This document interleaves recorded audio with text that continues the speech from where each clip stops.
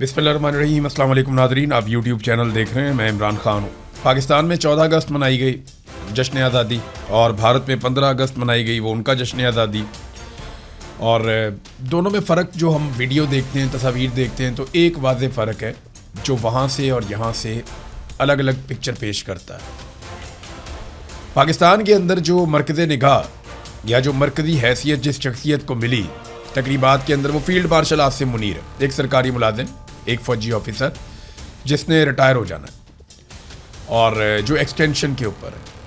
जबकि भारत में जो मरकज़ निगाह था या जिसे मरकज़ी किरदार कहा जा सकता है, वो वहाँ का मुंतखब वज़ीर आज़म था। ये फ़र्क है पाकिस्तान में और भारत में, और यही फ़र्क पाकिस्तान को बहुत पीछे ले गया। इस फ़र्क को अगर हम ख़त्म कर देते ना, तो आज पाकिस्तान भी आगे निकल जाता, बांग्लादेश की तरह, भारत की तरह। बहुत सारे लोगों को जब हम ये कहते हैं ना, शर्म आनी चाहिए हमें बतौर कौम और बतौर मुल्क कि हम अपने मुखालिफ भारत से कितने पीछे रह गए बहुत सारे मैदानों में। अब लोग ये कहते हैं कि भारत क्योंकि बहुत बड़ा मुल्क है तो इसलिए उसको आगे जाना ही था। तो ज़रा कंपैरिजन मैं आपके सामने एक रख देता हूँ। भारत और पाकिस्तान का अगर आप मुवाजना करें ना रकबे के लिहाज से, तो भारत 4 गुना बड़ा है। 4.1 गुना भारत बड़ा है पाकिस्तान से रकबे के एतबार से। लेकिन अगर आबादी के एतबार से आप भारत और पाकिस्तान का मुवाजना करें तो भारत 5.67 गुना पाकिस्तान से बड़ा है, यानी लगभग 5.5 गुना भारत पाकिस्तान से आबादी के नुक्ता नज़र से बड़ा है और 4 गुना रकबे के नुक्ता नज़र से बड़ा है। अब ज़रा देखें कि इकॉनमी के नुक्ता नज़र से भारत पाकिस्तान से कितना बड़ा है। भारत के कौमी ख़जाने में इस वक्त 728.5 अरब डॉलर हैं। 728.5 अरब डॉलर, ये उनका कौमी खजाना। पाकिस्तान के कौमी खजाने में 20 अरब डॉलर है। देखें कितना फर्क है। और ये जो फर्क है ना, ये लगभग 36 गुना का फर्क है। 35.6 गुना का ये फर्क है। यानी रकबे में भारत 4 गुना और आबादी में 5.5 गुना ज्यादा है। जबकि जो कौमी खजाने में पैसे पड़े हुए हैं उनके एतबार से वो 36 गुना पाकिस्तान से आगे है। अब ये तो हमारी नालायकी है ना, हमारा निकम्मापन है। फिर अगर आप ये देखें कि एक्सपोर्ट्स पाकिस्तान की कितने, जब बांग्लादेश भी इसमें पाकिस्तान से आगे है, ये भी आप अपने ज़हन में रखिएगा। पाकिस्तान के बाद 20 अरब डॉलर है तो बांग्लादेश के बाद लगभग 36 अरब डॉलर से जायद है। एक्सपोर्ट्स ये बहुत इंपॉर्टेंट चीज़ होती है कि कोई मुल्क कितनी चीज़ें बनाकर बैरूनी दुनिया में भेजता है और उसको एक्सपोर्ट करता है, पूरी दुनिया को क्या बनाकर देता है जिससे वो मुल्क पैसा बनाता है। तो एक्सपोर्ट्स के मैदान में भारत जो है वो साल 2026 के डाटा के मुताबिक 863 अरब डॉलर्स की एक्सपोर्ट करने जा रहा है। यानी 863 अरब डॉलर्स की एक्सपोर्ट्स है भारत की बरामदात, जबकि पाकिस्तान 35.6 अरब डॉलर। और यहां पे जो फर्क है वो 24.24 गुना का फर्क है। यानी 24 गुना से भी ज्यादा फर्क है भारत और पाकिस्तान के बीच में। और बांग्लादेश भी 48 अरब डॉलर से जायद की एक्सपोर्ट्स कर रहा है, यानी पाकिस्तान से तो इसकी भी बहुत ज्यादा है। तो जहां मुकाबला करना है वहां हमसे मुकाबला होता ही नहीं। वैसे हम चौधरी बने रहते हैं, यानी जहां मुकाबला करना है वो मुकाबला नहीं करते। देखें हम कहां पे भारत से आगे निकल रहे हैं। जो तमगे बांटते हैं ना हम हर साल, पिछले 4 सालों में पाकिस्तान ने जितने तमगे बांटे हैं और भारत ने जितने तमगे बांटे हैं, इनकी रेशो पता है क्या है? पाकिस्तान ने भारत से 3 गुना तमगे बांटे हैं। भारत की आबादी पाकिस्तान से 5.5 गुना, 5.25 गुना ज्यादा है।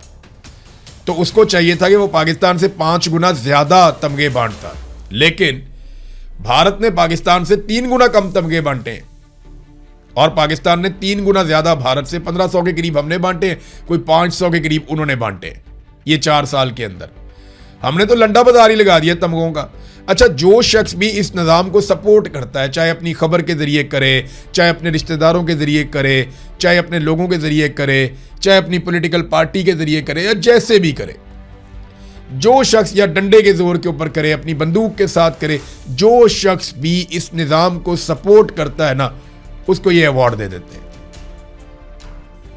कि सदारती अवार्ड दे दो, कौमी अवार्ड दे दो, ये निशान दे दो, ये इम्तियाज दे दो, ये तमगा पहना दो इसको। ये हर उस शख्स को नवाजते हैं जो इस निज़ाम को बरकरार रखने के लिए सही या गलत काम कर रहा है। दूसरी तरफ वो जो लोग कुर्बानियां दे रहे हैं, वो जो ऑपरेशनल फोर्सेस हैं, वो पुलिस वाले जो जानें कुर्बान कर रहे हैं, वो पुलिस वाले जो बहादुरी के साथ लड़ रहे हैं, वो फोर्सेस के लोग जो इस वक्त फ्रंट लाइन के ऊपर दहशतगर्दों से लड़ रहे हैं, उनमें से किसी को भी इनाम नहीं मिलता। ये सिक्योरिटी फोर्सेस में भी ज्यादती हो रही है कि जो लोग अपनी जान को खतरे में डालकर कौम को बचाने के लिए और मुल्क की लड़ाई लड़ रहे हैं, उन लोगों को अवार्ड नहीं मिल रहे, उन लोगों को एजाजात नहीं मिल रहे। एजाजात मिल रहे हैं उनको जो इस वक्त पाकिस्तान तहरीक इंसाफ को या इमरान खान को कुचलने में किरदार अदा कर रहे हैं। हालांकि यहां पे जान का खतरा भी कोई नहीं है। पीटीआई ने कौन सा आगे से बम मार देना है या बैरिस्टर गौर ने बम बांध के खुदकुश हमला कर देना, ये तो होना नहीं। वो एक इन्होंने बंदा मार दिया, मोहम्मद हुसैन, उसकी अभी तक वीडियो जारी नहीं की गई। हर वाकये की सीसीटीवी फुटेज इनके पास आ जाती है, जारी कर देते हैं, लेकिन मोहम्मद हुसैन वाले वाकये की सीसीटीवी फुटेज इन्होंने जारी नहीं की। अब वो क्या है जो ये छुपाने की कोशिश कर रहे हैं, इसके बारे में हमें तो आइडिया नहीं है। सरकार को चाहिए कि अभी तक फुटेज जारी करती, पता चलता कि जनाब इस इंसिडेंट में क्या हुआ, लेकिन ना उसकी फुटेज जारी की जा रही है, ना उसकी मजीद जो शवाहिद और तफसीलात हैं वो सामने रखी जा रही हैं। बहरहाल ये था भारत और पाकिस्तान का फर्क। और मेडल्स नवाजे जा रहे हैं पाकिस्तान में किन लोगों को? जो लोग इस रजीम को सपोर्ट करते हैं, सिर्फ वफादारी और आप वो कह लें कि चापलूसी की बुनियाद के ऊपर ये मेडल्स बांटे जा रहे हैं। नाज़रीन, खबरें चल रही हैं कि पाकिस्तान तहरीक इंसाफ को ये ऑफर दी गई है कि 28वीं आईनी तरमीम आप करवा दें तो आपके बहुत सारे मामला हल हो जाएंगे, फ्यूचर में इमरान खान भी बाहर आ जाएंगे तो आपके लिए रास्ते खुल जाएंगे। देखिए, ये खबरें चल रही हैं मार्केट में, इनमें कितनी सदाकत है इसके बारे में हम कुछ कह नहीं सकते। अगर पीपल्स पार्टी और PMLN आपस में हाथ मिलाकर रखते हैं तो फिर तो इसकी ज़रूरत नहीं पड़ेगी। लेकिन अगर पीपल्स पार्टी अपनी जारहाना सियासत करती है, जो कि दिखाई नहीं दे रहा, जिस तरह बिलावल ने तारीफ़ें की हैं, जिस तरह जरदारी ने तारीफ़ें की हैं, जिस तरह वो फील्ड मार्शल के पीछे बाप बेटा खड़े हैं, तो इससे तो ये साफ जाहिर होता है और साबित होता है कि पीपल्स पार्टी गद्दारी नहीं कर पाएगी।